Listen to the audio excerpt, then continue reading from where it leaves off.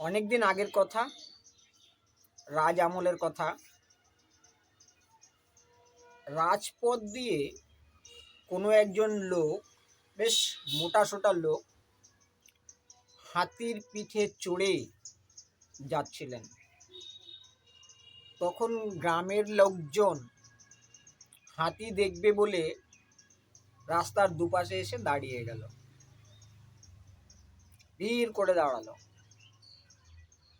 ঠিক তখন গোপাল ভাঁড় তার মায়ের সঙ্গেও হাতি দেখতে আসলো এবং রাস্তার পাশে দাঁড়িয়ে থাকলো। যখন হাতিটি ঠিক তাদের কাছে চলে এলো, তখন গোপাল ভাঁড়ের মা গোপাল ভাঁড়কে বলছে, দেখ কত মোটা হাতি। গোপাল ভাঁড় তখন তার মাকে বলছে, মা কাকে দেখবো? হাতি তো আমি দেখতে পাচ্ছি দুটো, উপরের হাতিকে দেখবো না নিচের হাতিকে দেখবো? ওর মা বলল, কেন রে, কি বলছিস? বলছে, হ্যাঁ মা, দেখো যে লোকটা বসে আছে সেও তো হাতির মতো, আর যে হাতির পিঠে চড়ে আছে সেটা তো হাতি। এই তখন সবাই খিলখিল করে হেসে পড়ল। ঠিক এই কথাটা ওই ভদ্রলোকের কানে পৌঁছে গেল।